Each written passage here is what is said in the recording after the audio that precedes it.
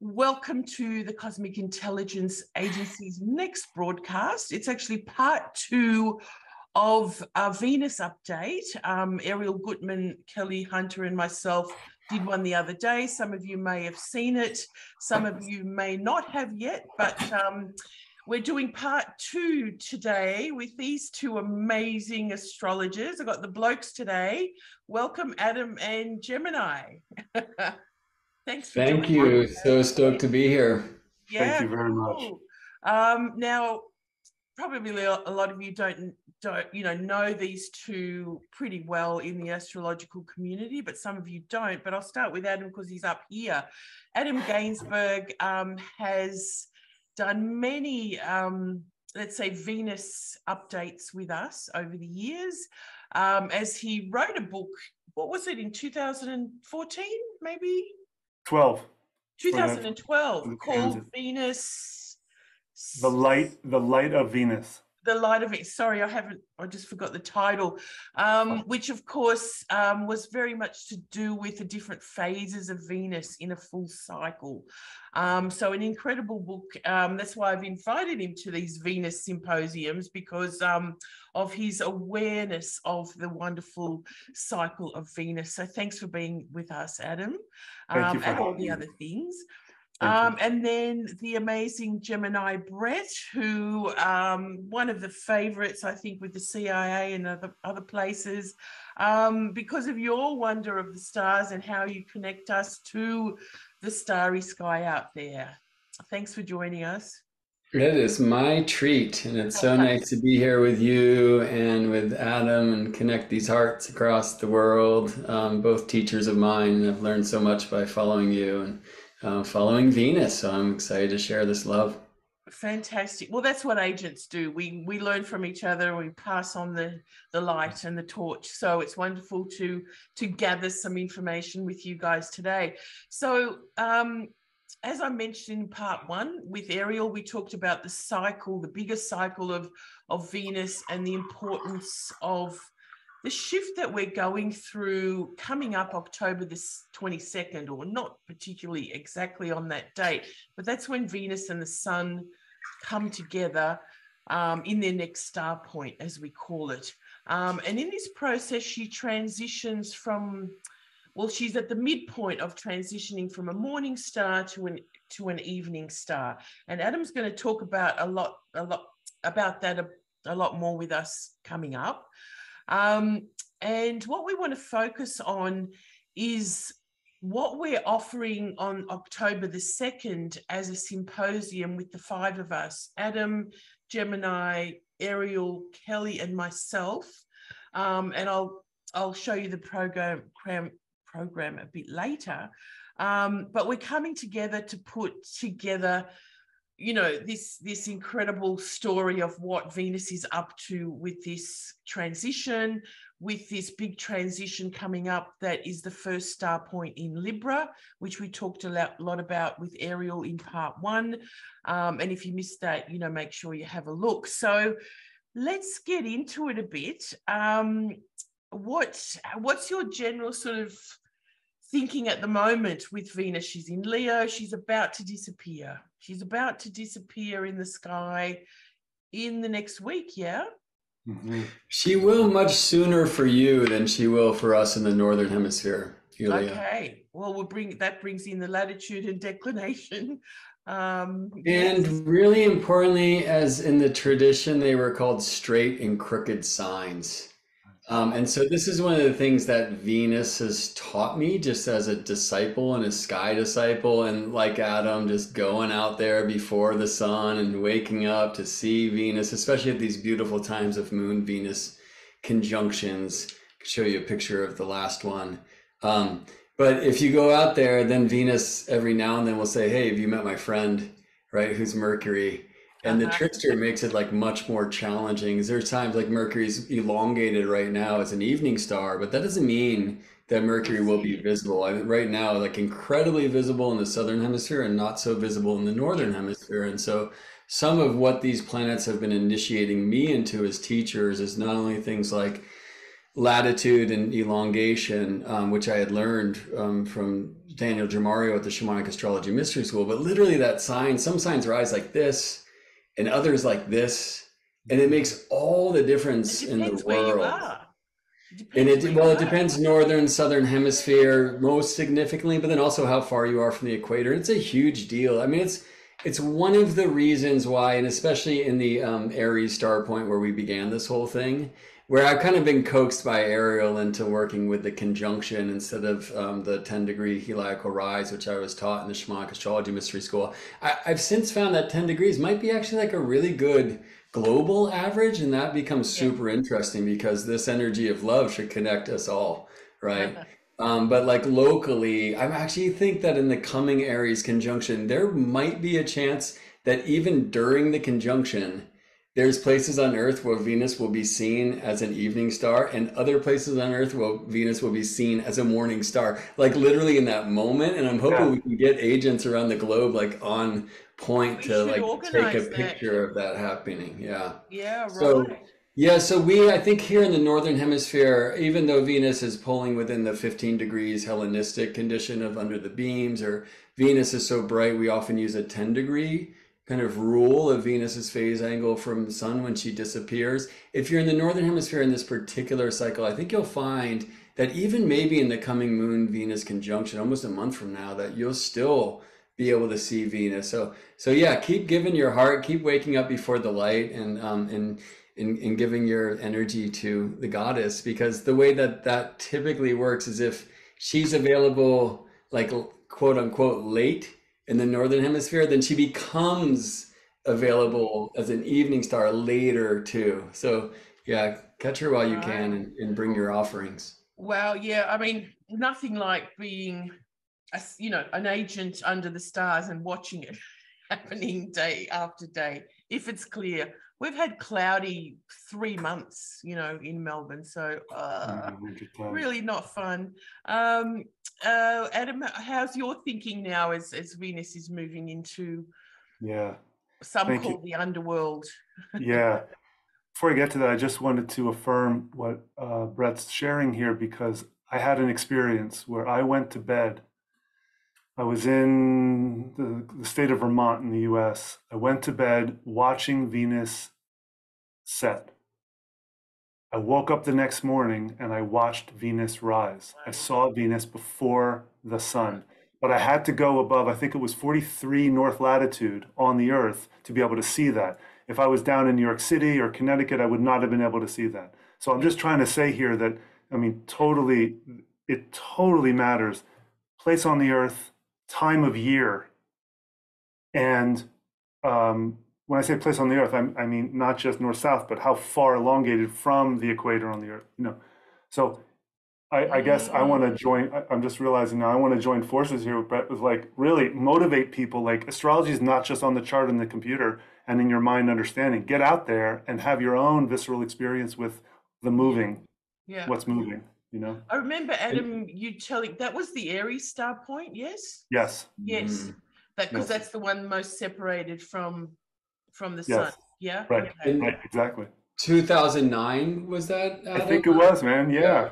I mean, I love that you went. There's a thing I love about Adam's work. Like right now, I'm very much a student of the sky, and I'm learning all of these things. And me too. Me too. I'm a little hesitant to delineate right now. So watching Adam and fellow sky astrologers like Gary Caton, like actually like finding good delineations, or I know, Adam, you call them sky factors, right? For these different astronomical things, and like what might it mean? And it's been really cool to witness you and see that like it's right. And it totally works.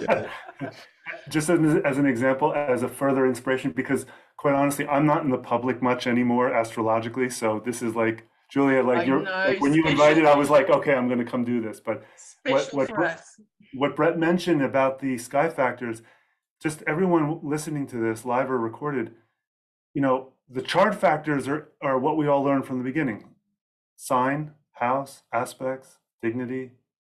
But there are these sky factors, like how fast is the planet relative to its median? How visible is it? Is it bright or dim relative to its magnitude range? And the one that's been most impactful, just like Red, I'm such a student of the sky. How far is the planet from the Earth, if you will, as the Corvus flies, like directly, relative to how close the planet can ever get to Earth? I call it Earth proximity. Not with no backdrop of a grid of the declination or latitude or the zodiac, just is the planet close or far? And that is like two people in an elevator standing very apart from each other, or two people forced to stand right next to each other in a crowded elevator. That's a different experience you're having. So these sky factors are super important. It has me interested in asking Adam, when is Venus closest to Earth? Oh, sorry. Oh, I'm sorry, Julia. I didn't see you there. I was just going to say, like Mars was years ago in its closest pass. Yeah. Exactly. In 18 or no, earlier, I think it was, wasn't it? Yeah. Well, there was one in 2018, and then there was one much earlier. Yeah, like Mars in Jupiter in the same sky, and Mars was actually brighter. And like those were like August 2018. I got some cool images of that in Sedona. Right. Cool. Yeah. Adam, when is Venus closest to Earth? Venus is oh, I forgot. I didn't mention that. Venus is closest to Earth when Venus is retrograde cazimi, retrograde conjunct the Sun.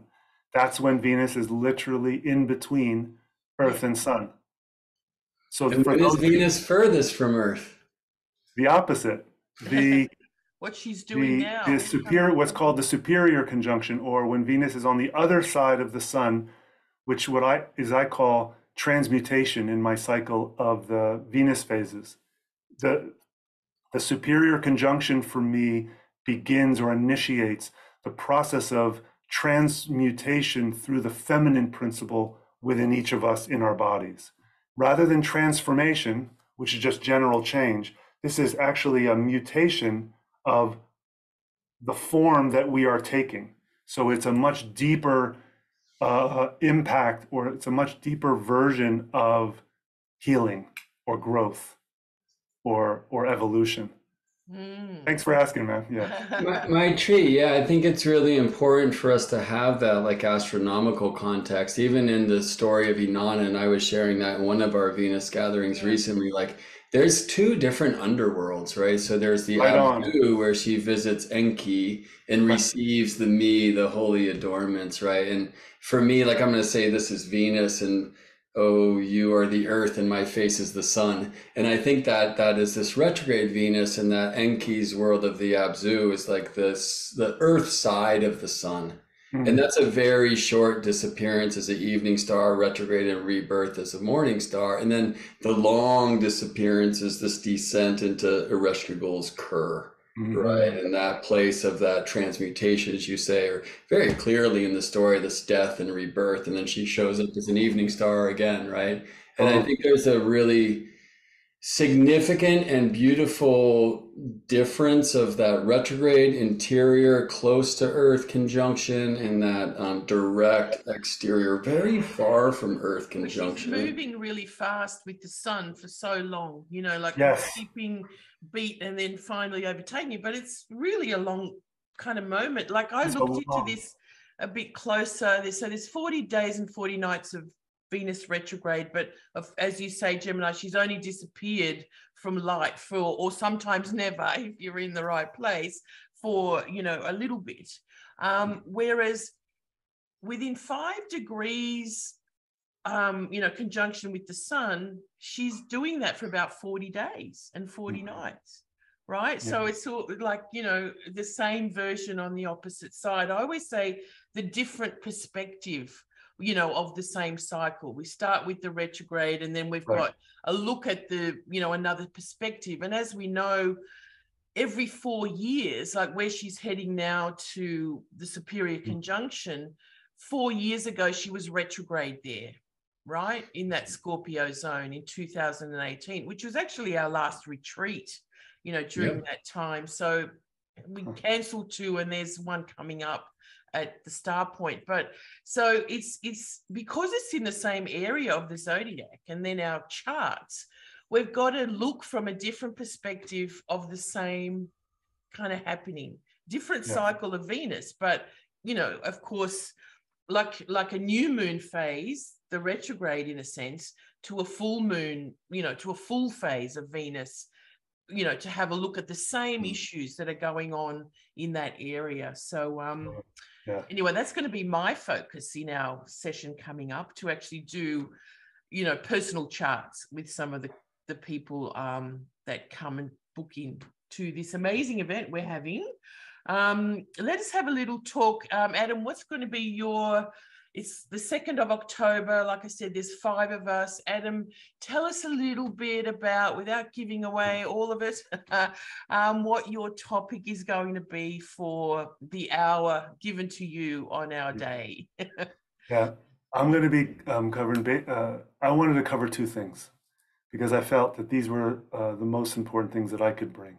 The first, everyone, that I'm going to be bringing is an attempt to make declination accessible in understanding, not just generic or pure mathematical, but actual, like, tangible, delineationable understandings of what it is for a planet to be north above the celestial equator, what it is differently, even in the same sign, even the same degree of a planet that a planet will be in south declination, which will be in the same sign, even the same degree. And then also getting more fine-tuned. What does it mean, for example, if you have Venus in north declination, but Venus on your chart as in north is actually descending, coming closer to the ecliptic? Or how is that different than Venus in that same position, north declination, but ascending, getting more north, extending further from the equator? Right. So these things about north-south and then ascending, descending trends, as I call them, is what I'm going to be bringing. Fantastic. I'm Great, also so excited.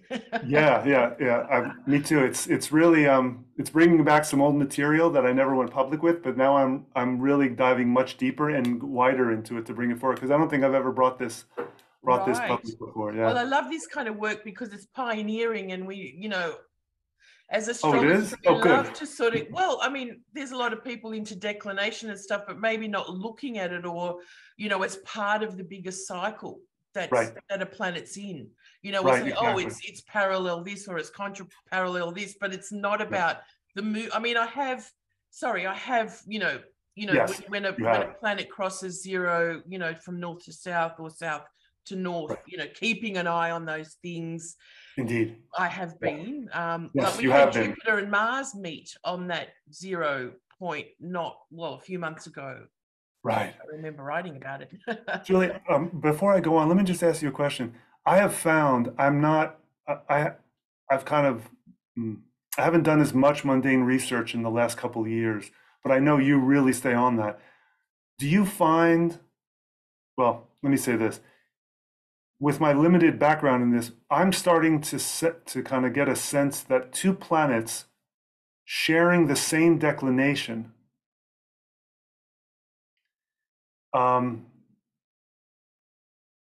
actually more impactful often than 2 planets conjunct by longitude only. I mean, because we can see them so many, like, miles apart, you know, millions of miles apart. Right, exactly. My thinking behind this, very briefly, is that the declinational, or the declination, the equatorial grid system, it's our midriff. It's our planet's equator projected out into space. So anytime we're graphing that, it's very, very much about our own projection. It's our own thing. Yeah. Whereas when a planet is in longitude, like I have a planet in Aries, or I have another planet in Capricorn, or whatever, that's more like consciousness. That's set against the backdrop of an ecliptic, which is the path of the sun, which we don't live on the sun. Yes. We have the sun within us, but we don't live there. Yeah. So that's my thinking there, that I'm just trying to pose it like a different perspective. I like that. Yeah. I mean, I'd love to see software get like that. You know, like we have our starry sky maps and all that kind of stuff, and we've got all the lines, and, you know, but wouldn't it be cool to see our astrology charts like that, like, you know, with Venus up or down, or, you know, whatever. I mean, but Venus, let me ask a question about Venus. because she's so regular in longitude orbit, very, very, would that mean that she's also not so up and down? Of course, she goes out of bounds and down again.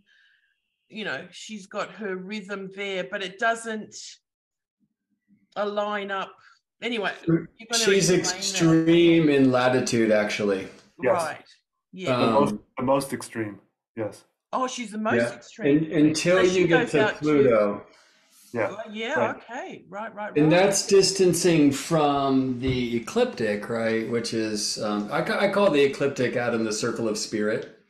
Then the equator, the circle of matter. Matter. Beautiful. Right. So then the truth of the tropical zodiac is it's the Earth zodiac, and it's based upon, as you know, the intersection of the planes of the year. So Earth orbit of the sun, and that's the ecliptic, and that's where the planets tend to live. And then the equator, which is the plane of the day.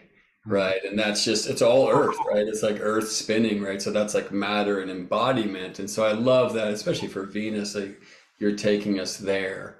Yeah. But yeah, it's amazing that Venus orbitally, right, Julija, what you're speaking about, like her orbit is the most circular and like regular, and like it's freaky. And I mean, in other ways, however, she spins so slowly that the day is much longer than the year. That's right. And it's so hot on like there's like oddities happening with this goddess too. Yeah. Right? Like her tropical zodiac is like this really beautiful riddle, actually. Yeah, right. Wow. But then she also, at least from Earth's point of view, less from the sun's point of view, but from Earth's point of view, Venus gets very far from the sun. And like that's why Adam was able some years ago to be able to see Venus as an evening star and then as a morning star within she's crossing over a 12-hour period or whatever. I really want to be initiated. It looks like she's conjunct, just to explain to everyone, but she's way on top of the sun, way. Yeah. I just want to make that point to anyone who's kind of newer to astrology who doesn't get this. When you're looking at your charts and you see a conjunction, those planets, that conjunction doesn't mean they're anywhere close to each other in physical space from Earth. Those planets could be 10 degrees away from each other in the vertical vector that we completely ignore when we're looking at the flat chart. Please, everyone, remember this. Yes. Some conjunctions, even at the same sign on one chart, compared with the same conjunction in the same sign on another chart, may have very, very different effects. And it's not always explained by different souls. Yeah. It's literally the conjunction is itself elongated or not. Yeah. I mean, I've always to mundane charts because there is so many variations, like, again, researching when Jupiter and Mars were at zero, crossing north and south together a few months ago, very rare happening to happen at zero Aries. They do come together in different, spots. But anyway, so always put, check the declination charts as well. If you're more advanced, I suppose. Brett, were you going to say something? Well, I was just going to say, I remember an Adam Gainsburg talk called "Not All Conjunctions Are Created Equally," right? Where that was one of the main avenues into that. But, a really cool thing, and like as we're talking about this movement to Libra and balance is, it's in the northern hemisphere sky for this coming Libra conjunction, Venus will be higher above the ground than the sun. Like, even though they look to be exact in the chart, Venus's northern latitude will make her like closer to the heavens in the northern hemisphere sky, but simultaneously closer to the ground in the southern hemisphere sky, right? And while Libra itself, it's an equinox sign, so not late Libra as much as zero Libra. So, but it tends to play similarly in north and south. There's something about Venus like reaching for the heavens here and staying grounded south of the equator that I think really offers a beautiful essence of this balance that Libra wants to bring us towards. Wow, gorgeous. Well, it's like her glyph, she's up and she's got the Earth cross and she's got the sun. Beautiful. She's got to be in both realms, Yes. Well, like, the goddess she is. So, Wow, it's going to be amazing, Gemini. Thanks so much, Adam. I can't wait for your session because, again, we'll learn so much. You know, I can grasp it, but I don't got it all yet. So I will never have it all. I'll never have it all. So that sounds amazing, fascinating. Gemini, tell us about what you're bringing into the amazing sacred geometry of the Venus cycle. Yeah, well, I'll tell you, listening to you and Ariel speak on the part one of this panel, right, where I didn't get to you speaking with Kelly Hunter yet, and I'm excited to. I was maybe half an hour into Ariel and you talking about this transition to Libra. It really had me. I almost wrote you about, hey, can I change my topic? There's a thing that I would love to just kind of add to your exploration probably today, because I do want to stick with my topic, which is really from the sacred geometry side. And it's in a way, it's like a, you know, Venus coming to Libra, there's like a homecoming, and also my opportunity to see in this particular star point, and specifically Venus coming back to Libra and making a almost exact biquintile aspect with Neptune in Pisces at the time. I get to have a bit of a cosmic, so we'll see that in the chart. Yeah, so I get to have a bit of a cosmic intelligence agency homecoming too, because the first thing I ever contributed for CIA was this whole kind of art of the chart and sacred geometry exploration. And cool. I went 4 in, and then I was like, wait a second, like I need to kind of like save that and like stew in that for a little bit. So then it just kind of disappeared. But we did the circle of spirit, and then the crescent of soul, and the cross of matter. And I spent a lot of time in that in a way, weren't we? All your wonderful. Yeah, well, and I needed to be in there too. Like actually for my students at the School of Earth Astrology, I actually owe them classes on 7, 8, and 9 now. But there's one little key that I'm waiting for sevenness, because it's such a strange being. But I'm going to take us through the numbers 1, 2, 3, 4, 5, both from a kind of sacred geometry, one of the sister sciences of our craft. Like in the mystery tradition, we understand that astrology really is the rainbow bridge between astronomy and correspondences, right? I mean, these days we kind of think that there's astronomy and astrology, but really astrology is what connects the measurable heavenly happenings of astronomy and the immeasurable correspondences, right? The quantity and the quality. And the astronomy was known as number in time and space. And so we can learn much more about, like, you know, measuring the heavens if we understand number in time, which is frequency, and we do this in our cyclical studies. But the sacred science related to number and time is harmony, and then number and space is geometry. Or like these days, you know, saying sacred geometry lands better for people because they have these bad trips about something that happened in high school when you say just geometry or arithmetic, which is kind of like the bottom number itself. You know, I think number magic is a better way to look at that. So just looking at, you know, like, what is oneness? I mean, what if we were asked to contemplate that before they gave us 2 in school? And I think there's some truth to, you're not quite ready, or you're past ready once you get to that point in your learning, and it's meant to come around again. But exploring oneness and 2ness and 3ness and 4ness and 5ness is like living, breathing beings. And so that's one of the things that I'm really excited to share in our connection in October, and to celebrate this homecoming of Venus's star into Libra. And that on one level we can see this kind of beautiful biquintile star, of course, and either from Earth's point of view of Venus's dance with the sun, or from sun's point of view, Venus's dance with Earth. And, you know, it's interesting that the quintiles themselves, as a so-called minor aspect, really seem to have a Venusian nature. Like, is that because of this star, or is that just how it works? And in the Pythagorean tradition, or at least it's whispered, that they spoke of 5 as the number of love. Mm-hmm. So we see an energy there, but I will challenge that and then hopefully confirm that. And I'm actually interested in like breaking out the compass and the square and showing y'all like a couple different ways to draw a pentacle. because it's not so easy, right? In geometry, we have the rule, we have the thing that makes lines that are measurable, and we have the compass, we have the thing that makes curves that are not. And if you do that without measuring things, like to draw a five-pointed star, it's a lot harder than drawing a square or even drawing a hexagon. And actually, we'll use the six as a way to five, but we're also going to go back to Ptolemy and the alchemist and create a pentacle in a way that he showed there. And So it's hands-on a immersion. different kind of adventure. Yeah, okay, sounds amazing. And what was the other topic you were wanting to do? But what I'm interested, I mean, like you and Ariel were just speaking in part one about this thing that we've touched upon before in our Venus journeys over these years now. It's amazing. We've almost gone full cycle, right?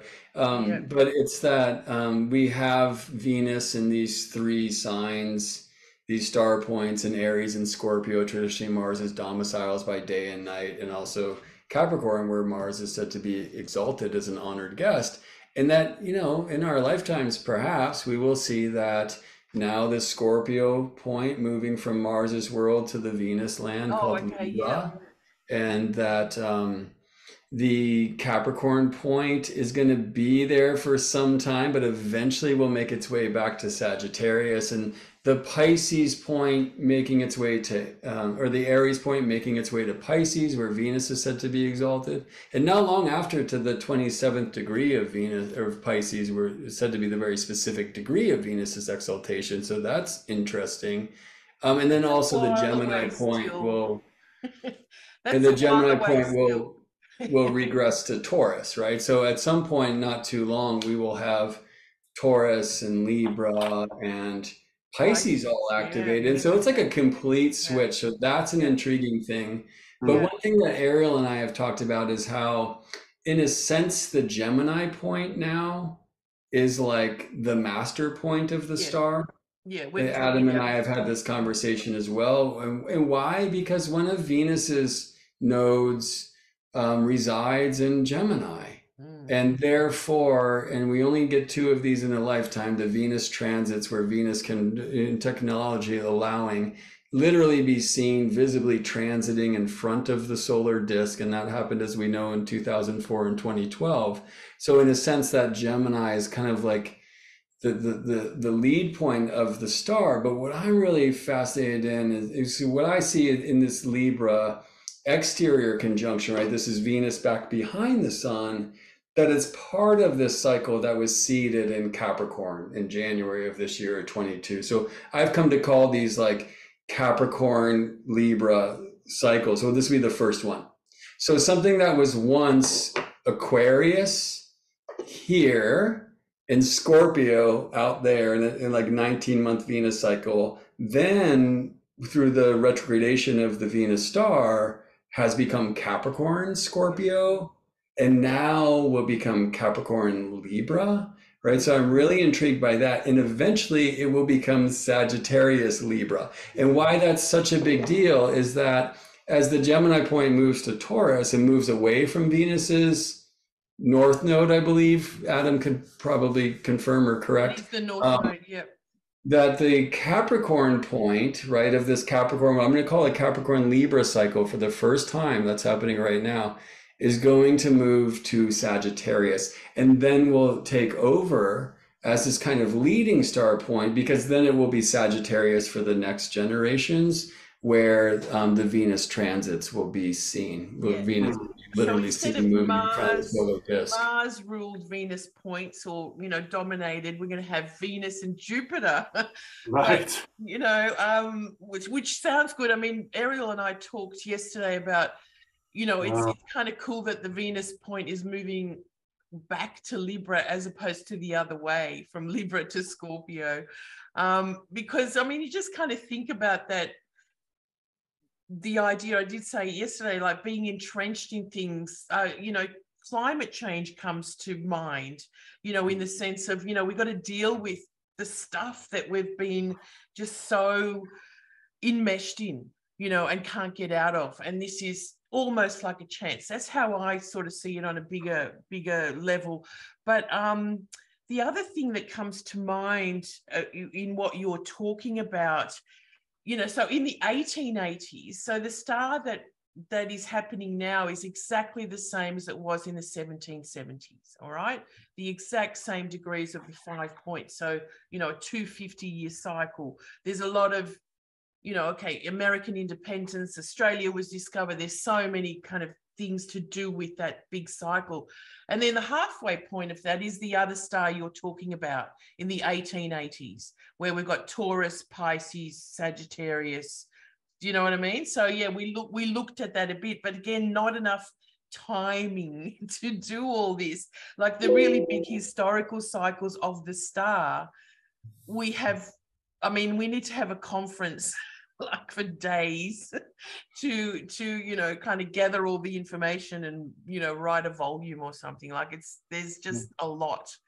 But I mean, I really do see it as a the Venus star and its movements as such a big backdrop to all the other astrology that we see, like, Pluto squaring Eris, and, in the mundane world, we've got this star that really informs us on the cultural pulse and values that are taking place at any particular time. Julia, I completely agree. It's maybe for me the most missed macro contextualizer that astrologers miss. And I think the reason for that is because of what we are as human beings. We're social, intimate, personal, feeling, sentient beings. Venus is that for us. She mirrors that for us. So and that's what we can kind of, let's say, if we change our values about the world, about what's possible, again, what's embedded to be just sort of so normal, and change that, that's how you change the world, isn't it? Well, anyway, so listen, I mean, it just sounds incredible. So someone was asking, what are you talking about? Where is Gemini measuring the pentangle?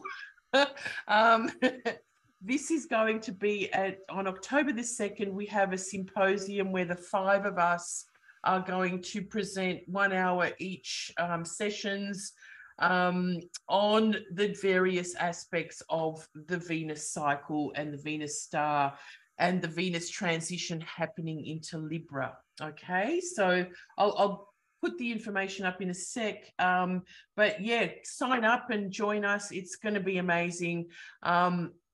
We've done them since, hang on, let me share the screen. We've done them since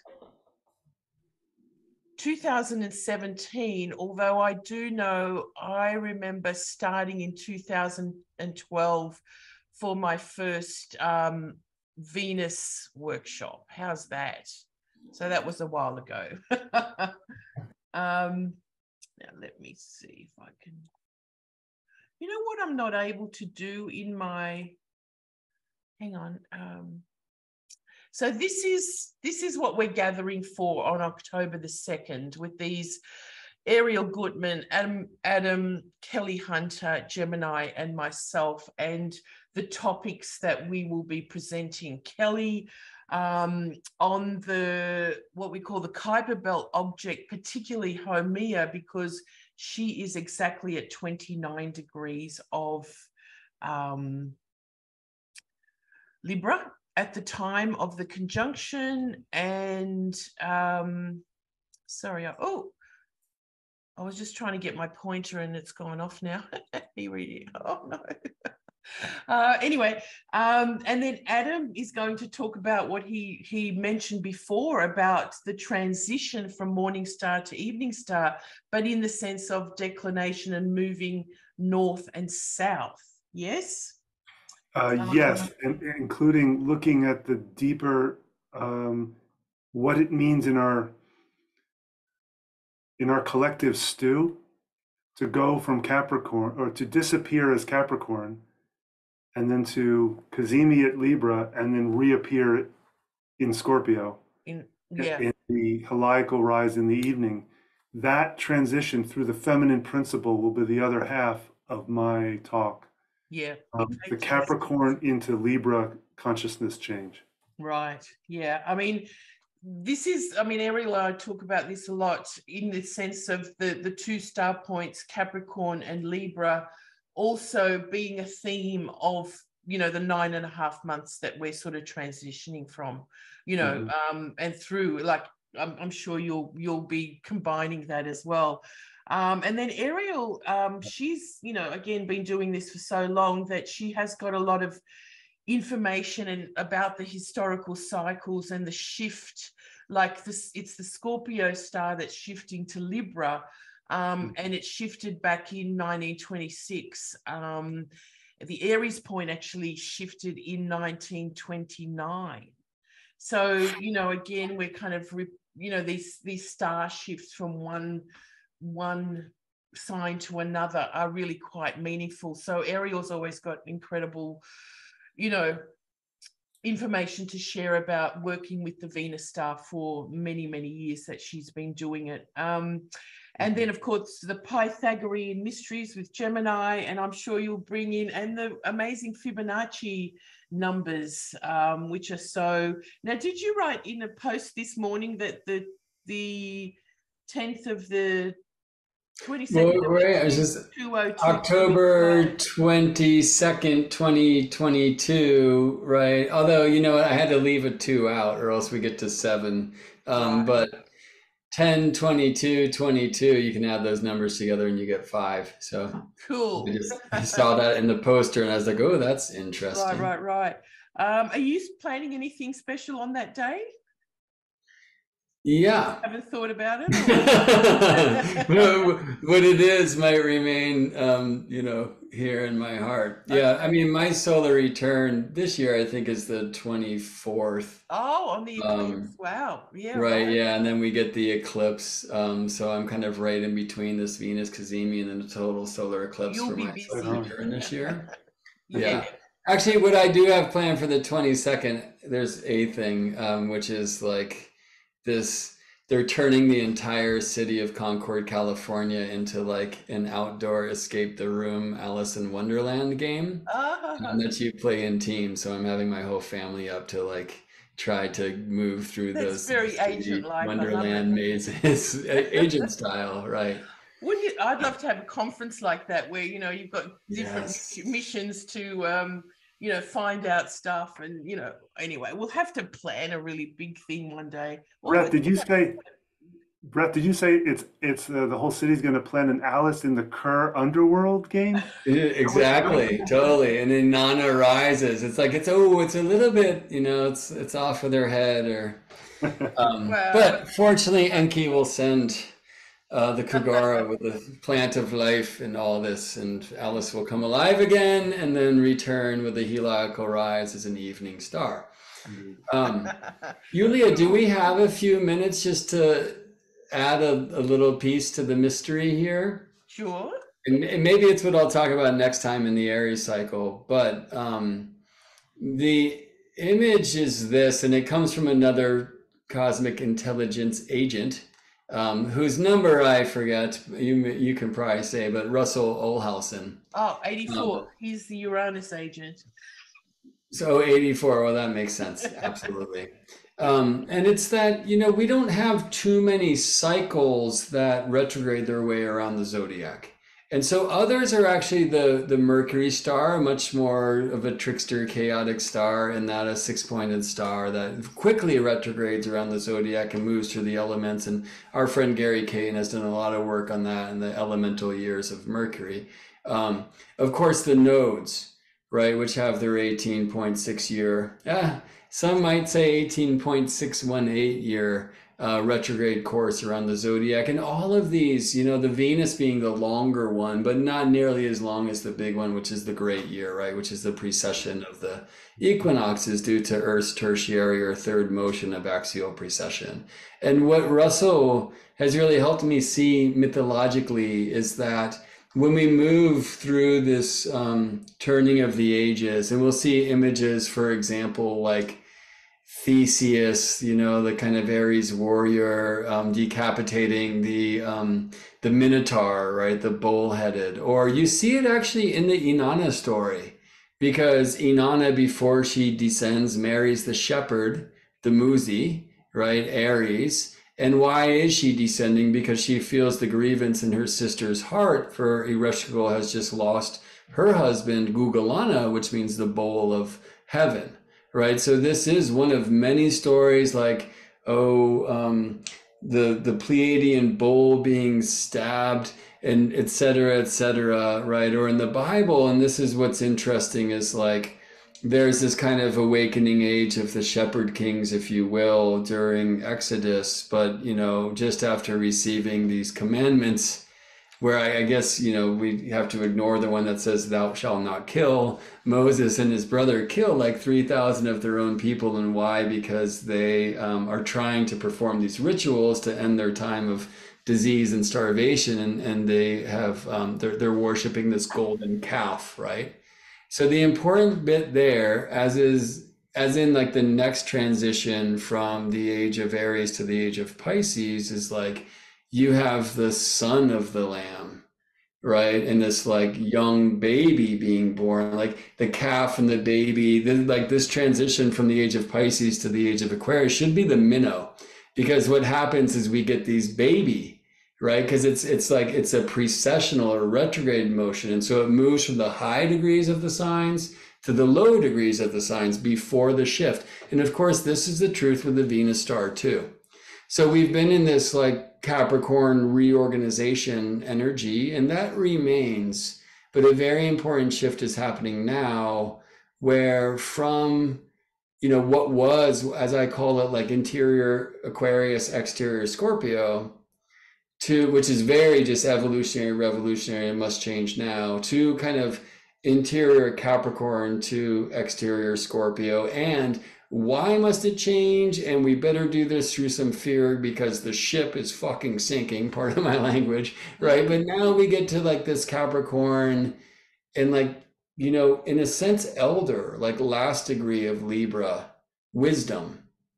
And what I would suggest is it offers to us perhaps not like the entrance into, let's reorganize and restructure now, not through the like kind of power and magic of the Scorpio thing, but through balance and harmony of the Libra realm, of the Venusian realm. And it doesn't have to say, okay, this is the beginning of like 104 years. It's, it's like now. We start with the elder energy of it. Do you see what I mean? Yeah. So there's something like, I don't want to call it a promise, because I'm, not that arrogant about the astrology, but I believe there's a very solid potential that this shift is felt like immediately, and that there's really a change in the air. And I think part of the madness of the last few years, and so much of this just division program that has been promoted by, the powers that shouldn't be, and those who smoke a lot of TV, that there is a shift now that's coming into harmony and balance and a restructuring, not through like, we need to like save everything before the ship sinks, and therefore we're like too stressed out to do anything about it, but rather like a beautiful key of balance and assistance. And so we can make change, but we do that in like a harmonic way. I mean, that's my prayer. And I believe it starts with this cycle.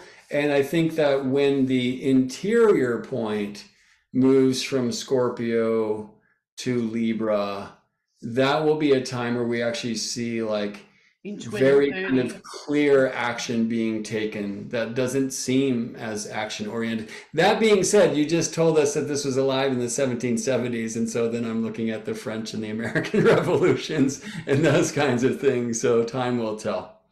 Yeah, it's amazing. It's fascinating. But yeah, we have to wait till 2030 for the star to then be fully in there. So it's a little bit like the Jupiter-Saturn cycle that has a little bit of a, one step in, and then we wait 20, 40 years or something for the whole big mutation to take place, right? So, the Venus star has its own mutation. So we're in that transition, which is very pivotal, isn't it? Yes. with so many other things coming into the story. So if you don't recognize the cycle yet, of course, the Libra star point, if we see the next one that happens in 2026, it's back to Scorpio and 0. So that's just keeping a pulse on the every Venus Sun conjunction, which again, Adam, when we're working with heliacal rising and all that kind of stuff, Ariel and Ariel has prompted, we use the star because it is the pulse. You can rely on the pulse of it, and it's so regular, it's so beautifully timed. Why wouldn't you use it, to kind of, align values and your life with. So it's a really great sort of time to reflect on things. I've always said that I use the Venus star points like eclipse points, because it is although it's not a syzygy of, like a transit point, they're still as powerful to me, and that's how I use them in reading. So that will be my session a few days after the symposium with you four, because I'm too busy to do a session after hosting everyone. So I've put it a few days later so we can really sort of get into a Q&A, and you're welcome to join us for that as well, guys, if you want, and, kind of doing hands-on charts, which astrologers love to do. Well, we learn so much about it then, don't we? Yeah. I wanted to also just mention here that that on the 22nd for the superior conjunction, there's going to be, that point will be about midway in a course, an online virtual thing I'm doing with basically to invoke in our bodies and in our lives both the Venus, this major Venus or first announcement of its transition, along with the Mars transition, which comes in December with its opposite the Sun retrograde, what I call the transcendence, or the Mars death point. Yeah. And so this whole thing will be part of this whole focus that we're doing on desire and the deeper dimensions of authentic human desire, much more important or deeper, I guess, than superficial wantings and what I think I need and all of that, but the kind of the deeper, almost tantric dimension of desire. Cool. We can put the links on when we send it out or something, cool. Or go to Adam's website. Is it on your website to find out more about that? That's skybody.us. There you go, skybody.us, if you want to know more about Adam's particular work on this session. About this topic in another session. So if we look at this chart, I think we can just kind of grasp, a sense of what else is going on at the same time, of course. Kelly's going to talk about Haumea. That's the little I can't use my pointer at the moment. I have to go out of the screen and back in to get it. But so that little round circles and weird sort of Japanese looking shape, really, isn't it? Next to Venus is Haumea. And they, there's point squares, Pluto. So again, a really big rebirth happening somehow, as Kelly mentioned the other day. Haumea, of course, being the goddess of fertility and childbirth. So it's a really powerful and potent image of, rebirthing something, and the pain that you go through in order to do that.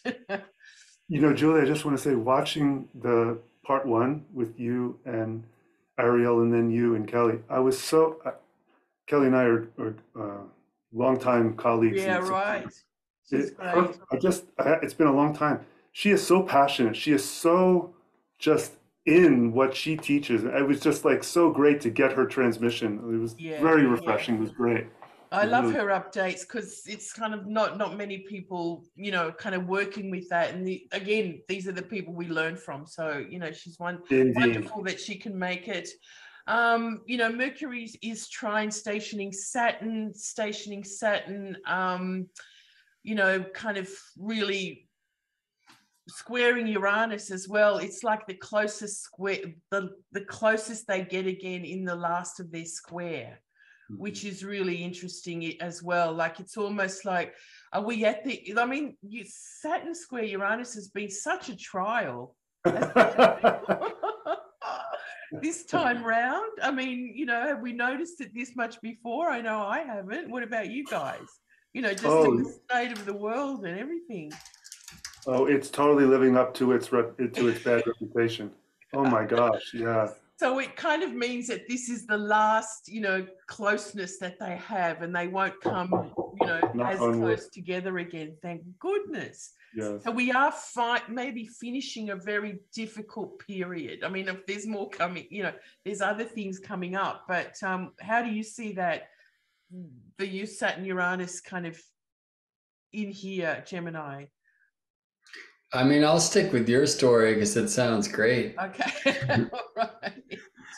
Yeah, it's going to be interesting when Pluto makes way into Aquarius. And I am interested in that the coming Uranus-Pluto trine will be from these air signs and for Uranus near a node as well. But yeah, I mean, we've had so much of that square and so much of the Saturn Uranus square, and we are ready for some shift out of this mix for sure.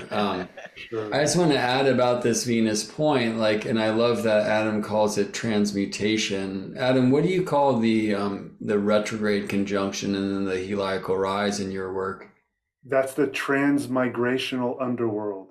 Transmigration, which is a complete, you're no longer transmuting or changing. You're not growing and evolving. You're literally the dying and being reborn as something new with a new shell, with a new body. Love it.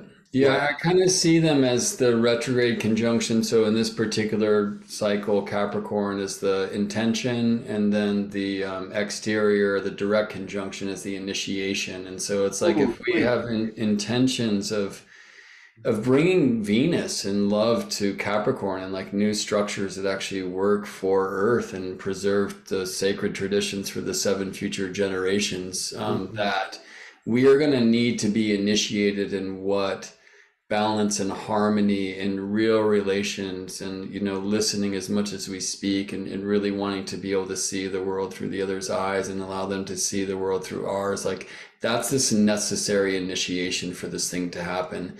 And I think the energies of our time and like what we're seeing out and about are actually like dancing to that song. They're just kind of dancing out of rhythm. And I think that this star shift, like here and then moving into the 2030s, as you said before, Julia, I think we're really going to start to see that people hear the music and realize that like, you can dance gracefully even when the song is kind of strong.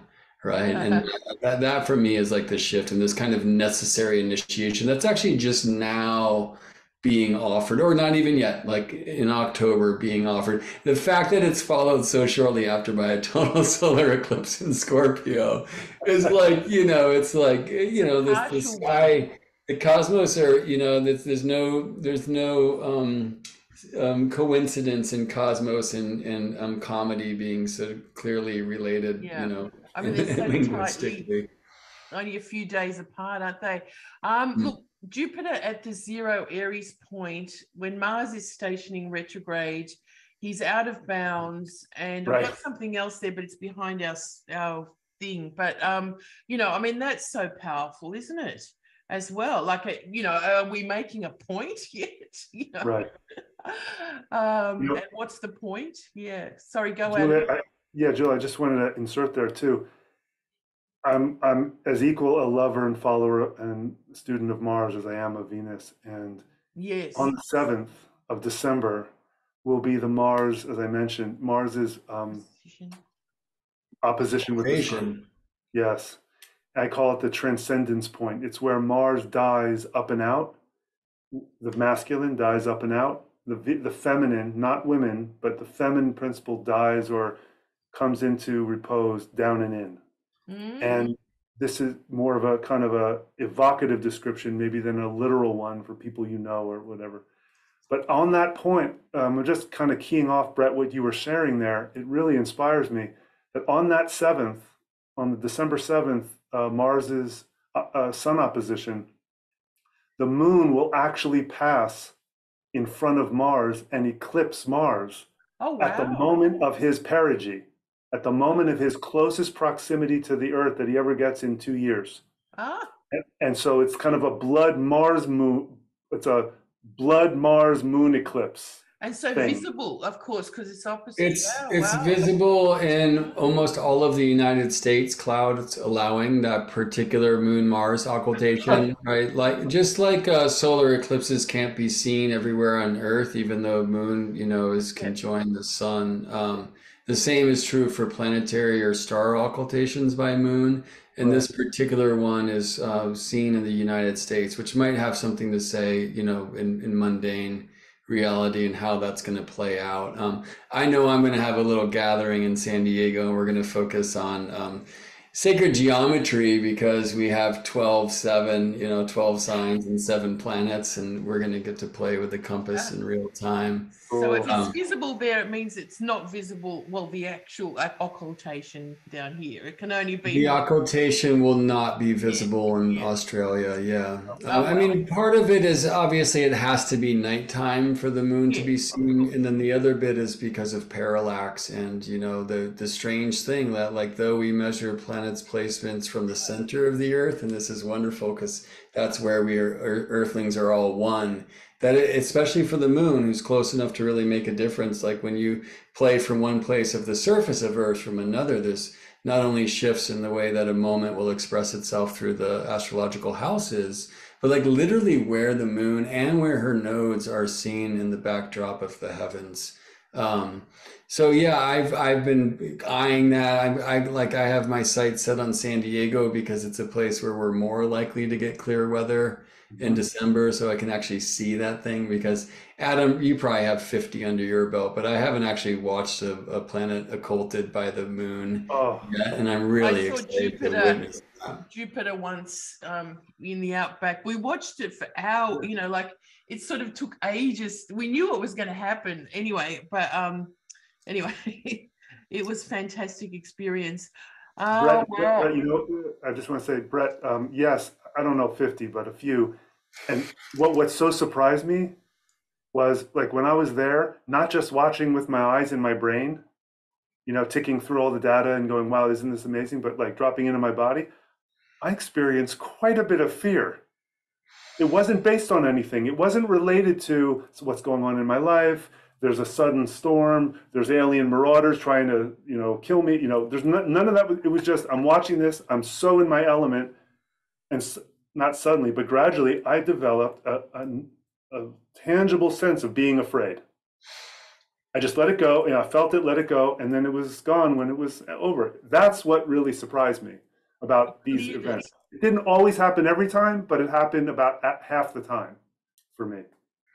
Yeah, I love that. I mean, it's amazing that if we stopped speaking to the sky and start listening, that we're continuously surprised about what we get, and it often does not necessarily participate with what we might delineate. And I mean, I love just being an eternal student of this marriage of heaven and earth, and awe and wonder is the password, and you never know what you're going to get.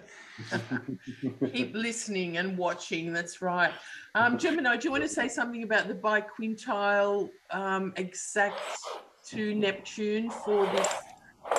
I mean, I feel like, given that biquintile structure itself, which is, within the kind of star, the sacred structure of the star, I mean, it's not by definition golden, but it does show us this connection between Libra and Pisces and these points that are just emerging for the Venus star. Of course, it's going to be a little bit longer before the current Aries point moves to Pisces. It's intriguing to see Jupiter retrograde right at that equinox point and moving back into Pisces after. Like, there's another premonition here, right? And the moon is antitia Jupiter, and the moon is contra-parallel Neptune in this chart as well. I think that really it says and reminds us that one of the great needs of the Venusian love is art.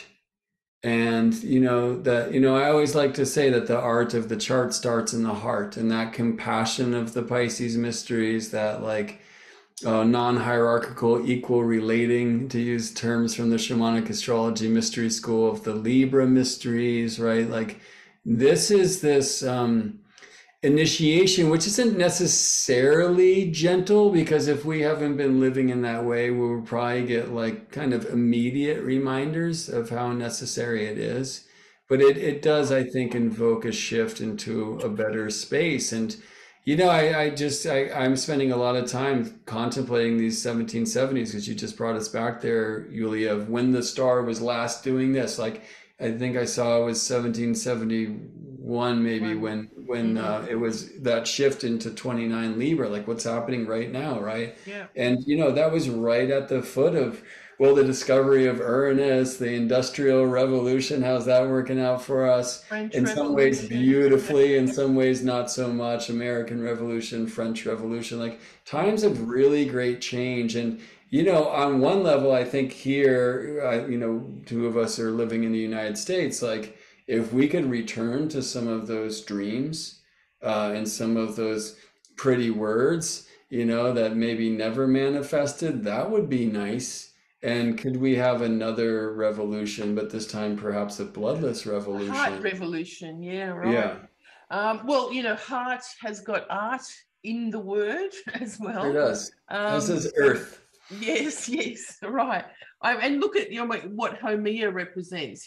Peace and harmony and creative and healing. So again, there's things that we need to sort of remind ourselves of being the creators of this world. I won't get into this because a lot of you know about, of course, the sacred geometry of the Venus cycle, and there's more in all the videos we've done previously about it all. So just check out Gemini's YouTube channel, Adam's, the CIA's, Ariel's. You'll find a lot more information. I just wanted to have a quick look at the astrocartography of the actual Venus star points. The pink ones are the Venus Sun conjunctions, and the yellow ones are the crossings with Pluto. Just to kind of be aware, I don't want to predict anything in particular, but it's always amazing what does happen at kind of very important ingresses or conjunctions of two planets. So I mean, one thing, I didn't put a star. See, over just in Indonesia, I haven't just on top of Australia, where Venus and the Sun are, I didn't put a star there, I forgot. But I just heard that there's a climate change summit in Bali, just after the Venus star point. And I think climate change is a really big issue that is part of what's going on to change our minds about what we can continue to keep doing or not, right? Or change things. And if there will be some other agreements that have not happened, over the last 20 years or something because of disagreements, maybe there'll be some kind of new road forward in that regard somehow. Then we can see a crossing again with Pluto on Brazil and the top of South America there. Maybe there's some kind of move towards, I don't know, let's just think about the Amazon and natural resources and indigenous peoples. And I was talking to Ariel about that yesterday in our recorded session, in regard to how Australia's kind of opening up to much more with our new government to recognising the needs of our indigenous peoples and First Nations people. So, hopefully that sort of thing also continues around the planet, right? Anything you want to add there? I mean, again, this is just a map that we kind of should keep our eye on as this transition happens as well. Yeah. I would just say, Julia, that that for me, just from my experience, that I totally agree with you. Though I tend to see it that how these changes, if they're going to happen, are going to manifest, will be more at the rising, when Venus reappears to us, and now we're in visual relationship again, less at the cazimi, which is the inceptioning point, the star. So it manifests later. Yeah, yes.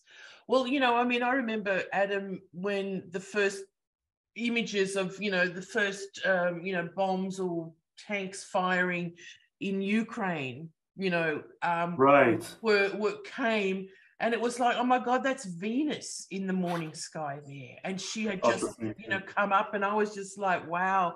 So she had just come to light, hadn't she? Or oh no, she was already up, but she was very prominent in the night sky. Oh no, because it was after her retrograde. That's right.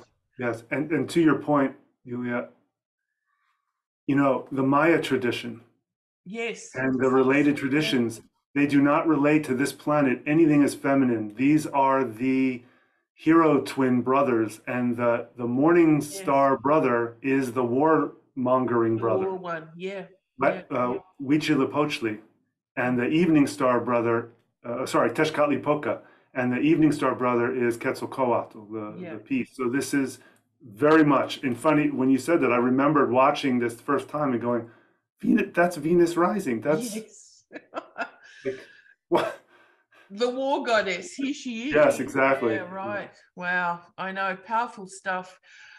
This is the eclipse chart. It's not so much different.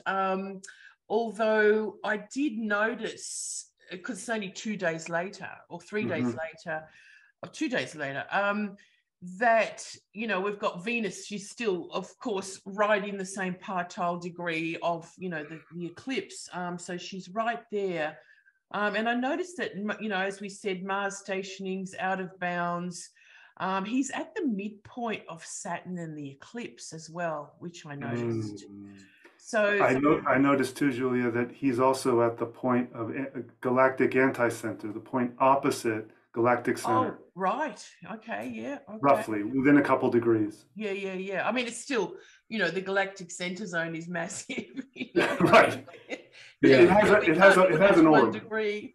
That's my moon degrees 25 Gemini, and that especially with where Mars will be at the time, it's very close to what in the Celtic prophetic tradition they call the hand of the high man. So it's like Orion's club. Right. And this is one of these places, one of the two places in our skies where the ecliptic, as I call the circle of spirit, because it's where the sun lives, but it's the plane of our solar system and the plane of our galaxy cross, right? So it's like, the neighborhood and the city, if you will, or like the city and the state, like that kind of thing, right? And so one, of course, is at galactic center, which projects to 27 tropical Sag, as we know. But on the exact opposite side, as Adam was saying, like where Mars is at this time, where the Moon-Mars occultation will be in December. This is this place that I learned as the Silver Gate, and we're told by the Dakota people that this is where our souls come from. And we see this in a lot of tales, actually, like for the Maya tradition, there's this, the hearthstones in the sky are Orion's feet, and then the easternmost belt star Mintaka, and they surround, we're told, the smoke of creations, which is Orion's nebula. We can even probably see in stories where Asur, or who we call Osiris, went through the Duat and became heavenly as that constellation we now call Orion.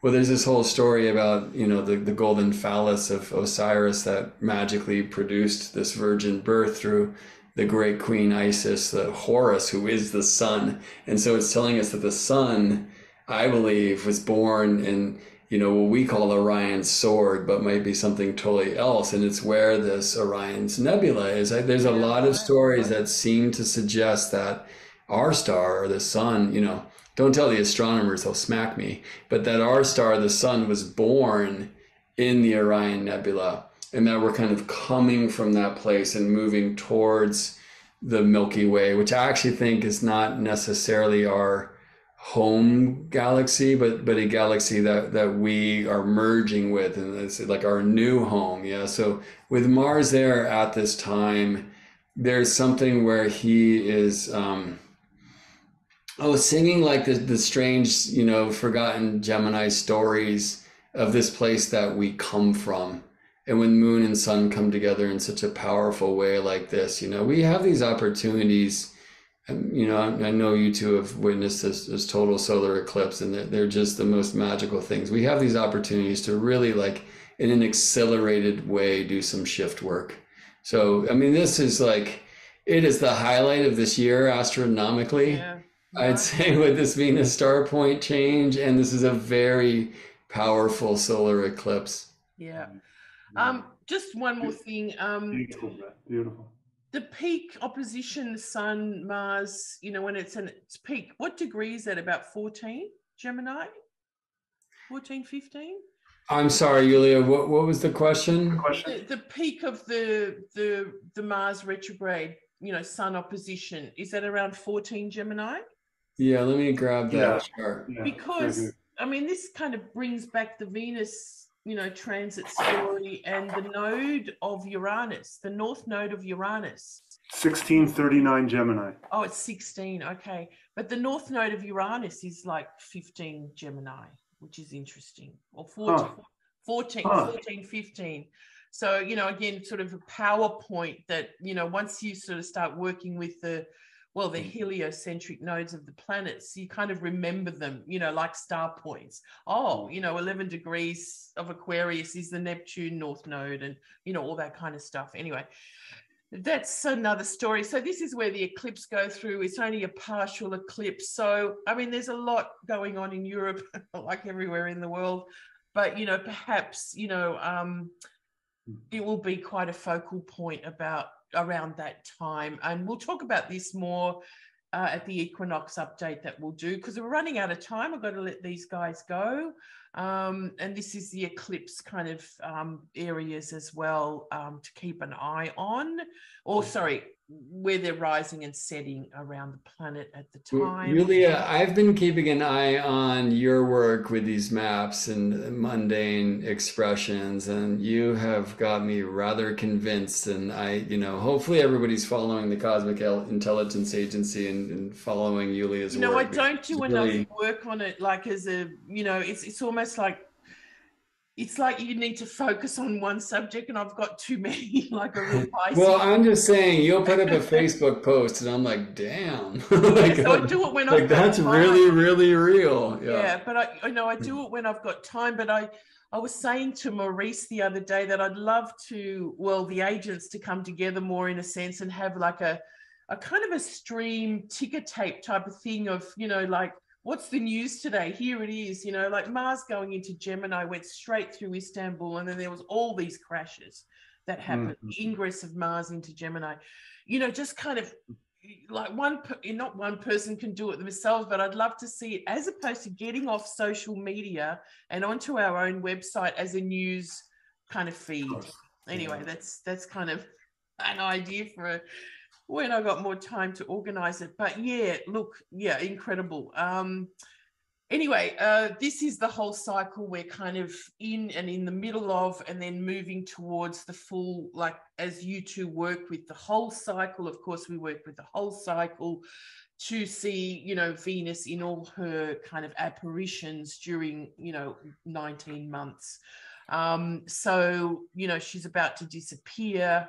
She'll come out in November after this long period of time. So I think for all of us, the transition that now we're going through, if it's the underworld or the upper world or whatever you want to look at it, we will be going through some kind of powerful process anyway. And the way to understand it is to think about 19 months ago when Venus was doing the same kind of transition, but in different signs. 4 years ago when Venus was retrograde in the same area, and 8 years ago, of course, when Venus was in Scorpio, moving out into Libra, as the evening star.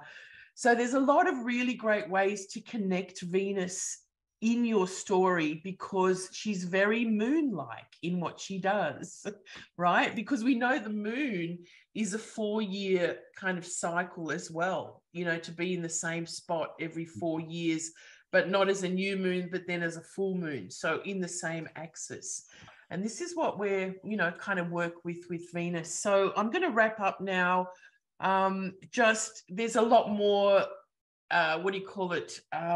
information about tracking, the sky. I asked Gemini to write this column, but he's too busy. So I've been writing it about, the next 3 months in the sky, and then whatever else kind of comes up.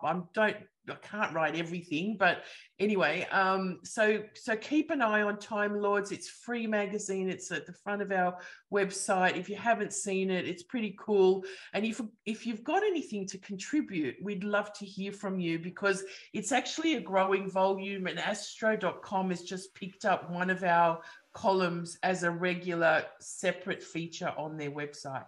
I can't tell you more right now, but it's pretty exciting. That's so awesome, Julia. Congratulations. Yeah, thank you. And thanks to Alex Trenoweth, Agent 144, who has, she came to me a while ago saying, we need to do a magazine, it would be great. And I'm going, have you got time for that? And I said, if you get the people to write, we can make it happen. So it's pretty exciting.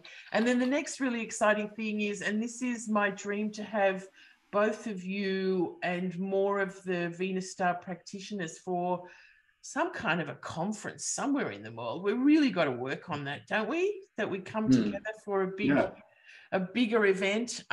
We put together what we could here for in Hillsville, Victoria. Gemini, you've been there with us before a few years ago, 5 years ago. So we've themed this one on Venus because we found the place was available right on the weekend of the Venus Star conjunction. Right on. It happens in the morning, and I just jumped on it. So it's going to be incredible. We're utilizing the agents in Melbourne mostly, but Alex Trenoweth is coming from the UK to add her expertise. So do have a look at the program on site. We're about 2/3 full, so we're looking for the other 8 magic people to come and join us. So don't delay. It's going to be amazing. We always say that the CIA star camps or retreats are, you come in, kind of not really knowing what to expect, but you come out like incredibly magical. So that is our aim. I can testify to that, and to that. It's a very beautiful center and comfortable and lovely with great food and the gums near Melbourne. It's really worth it. Do it if you can. Thanks, Gemini. So yeah, but with all of us, we need to work on something that we can all gather somewhere to do something amazing. And then all these the events that we have with Adam, Ariel, Gemini, the Venus Symposium coming up is discounted for members. We've got a 20% discount for anybody to join us for till the 12th of September. But then if you join the CIA, you'll get another 20% off. So we've got we have got over 100 webinars that you can access anytime if you log in as a member to the CIA.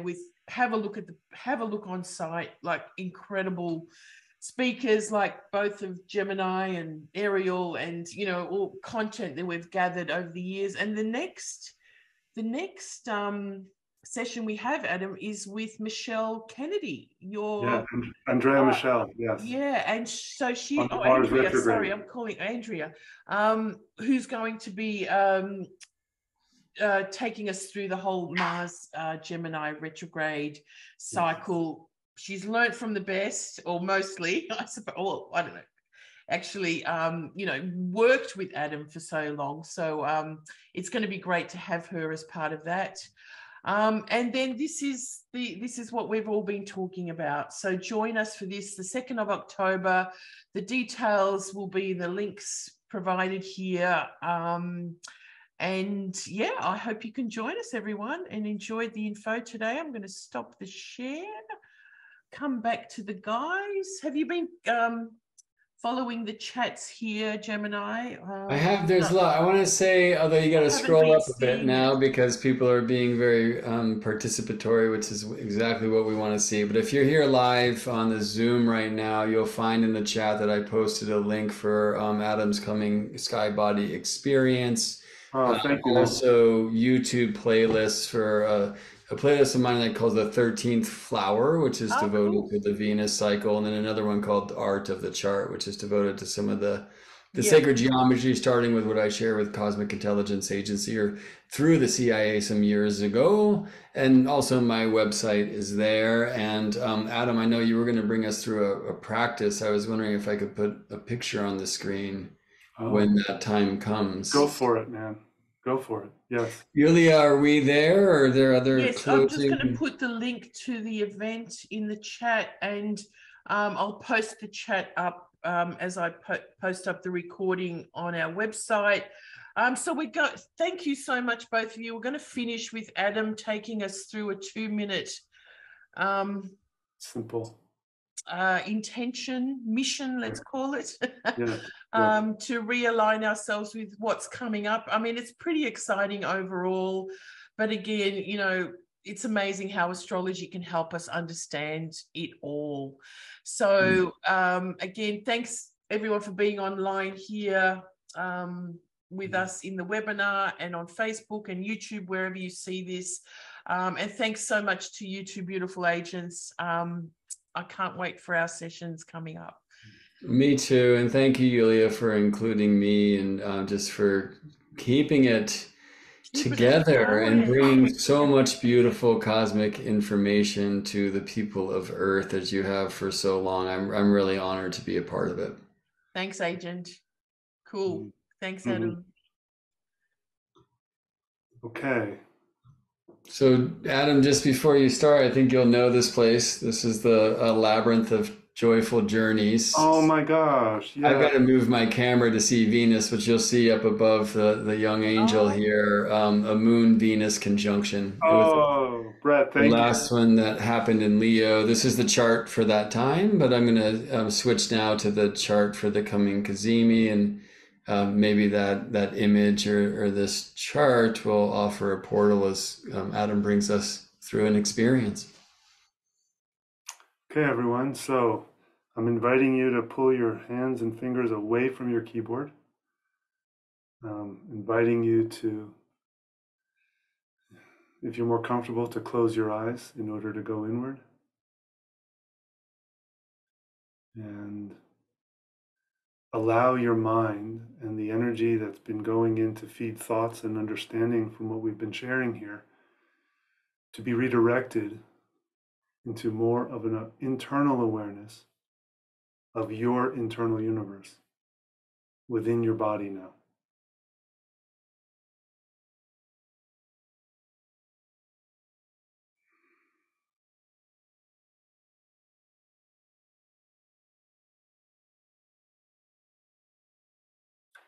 Allow your breathing to be roughly equal on the inhale and the exhale, and very, very natural.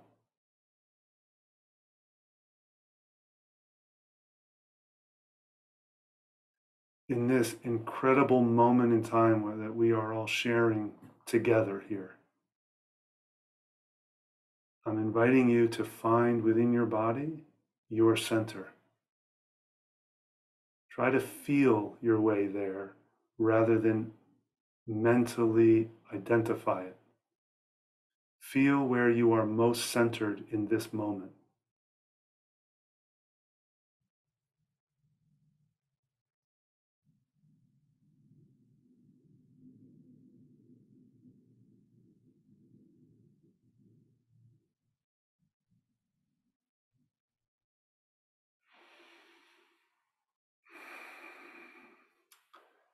Very gently, open to your entire life that has already occurred. All the choices you've made, all the successes and the mistakes, all the joys and the pains, up until this point that you've experienced. And allow all of your past, this past, to be right here with you, met in love and forgiveness.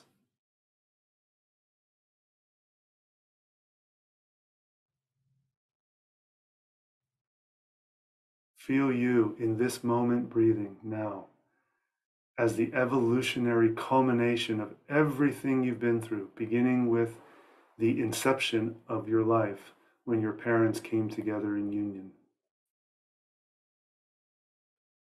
This moment now.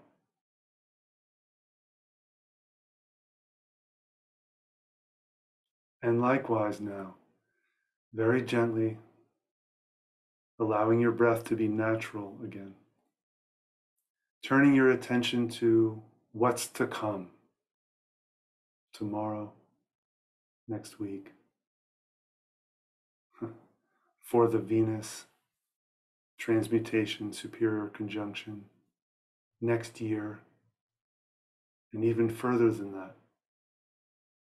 However far you want to imagine, feel yourself now as the absolute perfect seed holding all the genetic and cosmic keys for the perfect manifestation of your future right now.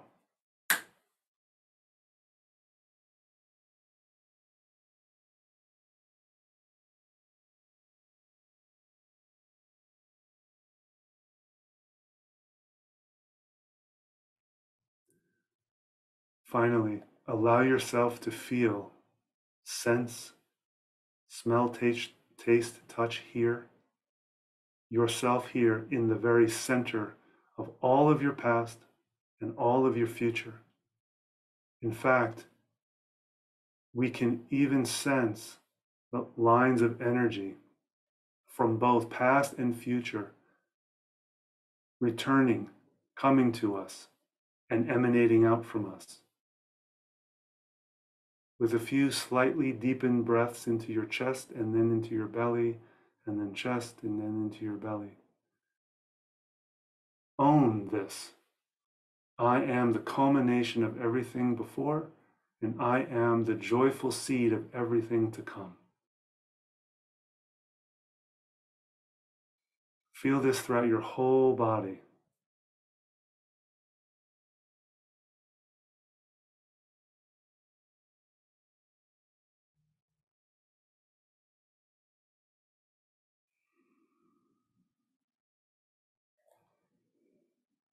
And as this is happening or completing for you, if there's anyone, any ones, anywhere, or anywheres in your life that you would like to share the blessing or what you are receiving here from our conversation and this experience now here with, just see them receiving it.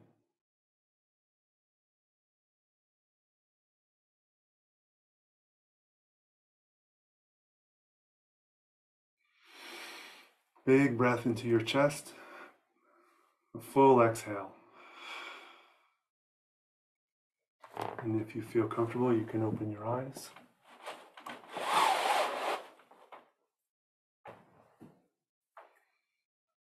Thank you, everyone, very much. Brett, it's an honor to listen and learn from you as always. Julia, it's an honor to listen and learn from you always. Thank you. And to you too. Okay, blessings, everyone. We'll see you next time. Thank you.